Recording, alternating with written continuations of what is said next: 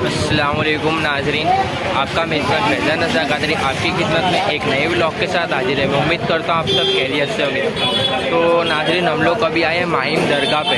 कल हमने हाजी अली दरगाह की ज़ियारत कर ली और अभी हम लोग माहिम दरगाह की ज़ियारत के लिए आए हैं। चलिए अब हम अंदर जाते हैं, इनकी ज़ियारत करते हैं और वीडियो में आखिर तक बने रहिए और वीडियो को आखिर तक देखिए और इनकी ज़ियारत करें।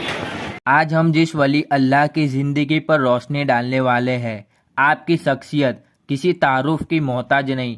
आप माँ की खिदमत से वली कामिल बने। आपको आज भी जमाना मुंबई के राजा कुतुबे कोकन के नाम से जानता है।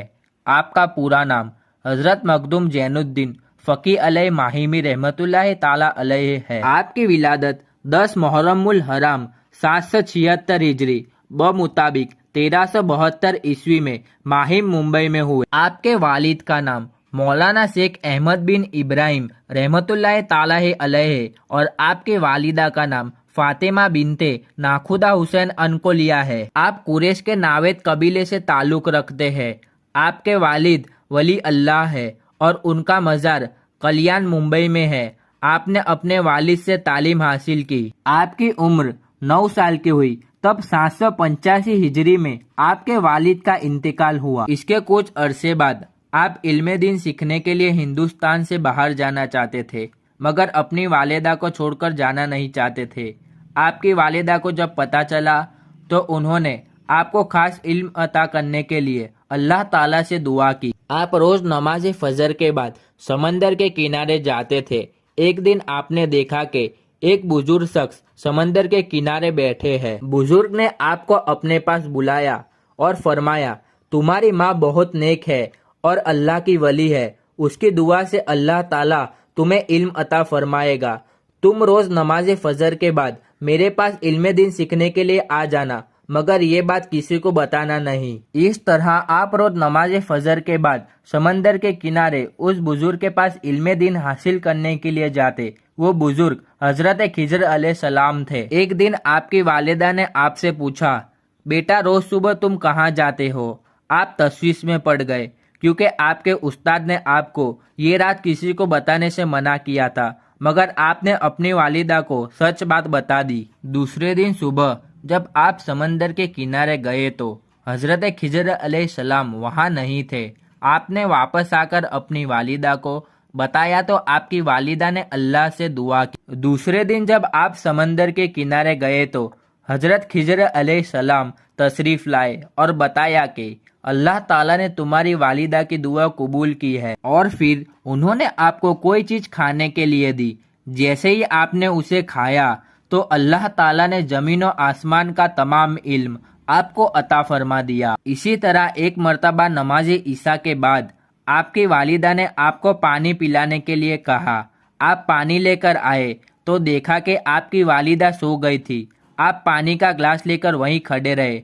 आपने सोचा कि जब अम्मी जान की आंख खुल जाएगी और वो पानी मांगेगी तो मैं फौरन उन्हें पानी दे दूंगा। तहज्जुद के वक्त जब आपकी वालिदा की आंख खुली तो उन्होंने पूछा कि तुमने मुझे जगाया क्यों नहीं?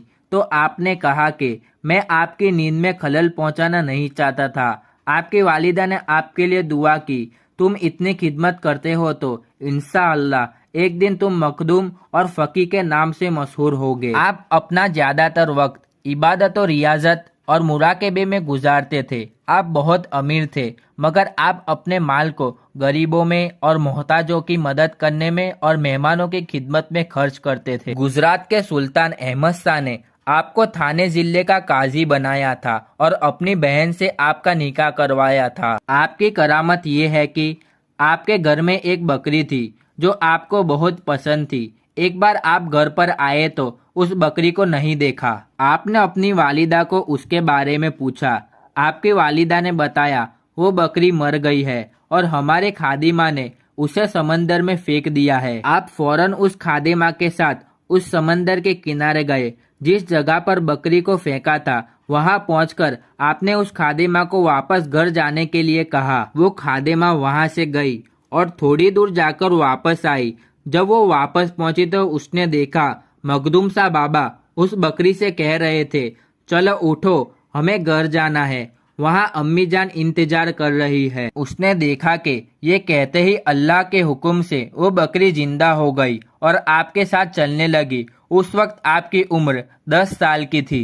आपका विशाल 8 जमादु सानी 835 हिजरी मुताबिक 1431 फरवरी को सबे जुम्मा को हुआ। आपका मज़ार मुबारक महाराष्ट्र के शहर मुंबई माहिम में मौजूद है। आपका उर्स 13 सव्वाल को मनाया जाता है। अल्लाह ताला उसके हबीब सल्लल्लाहु ताला अलैहि वसल्लम और हज़रत मखदूम अली माहिम रहमतुल्लाह ताला अलैह और तमाम औलियाए अल्लाह के वसीले से हम सबको मुकम्मल इसके रसूल अता फरमाए और सबके ईमान की हिफाजत फरमाए और सबको इखलास के साथ नेक अमल करने की तौफीक अता फरमाए और सबको दुनिया और आखिरत में कामयाबी अता फरमाए, सबकी नेक जायज मुरादों को पूरी फरमाए। तो माशाअल्लाह नाज़रीन, ये थी हज़रत मखदूम फ़की अली माहिमी रहमतुल्लाह ताला अलैह की ज़िंदगी के बारे में कुछ मालूमात जो कि अभी आपने समाअत फरमाया।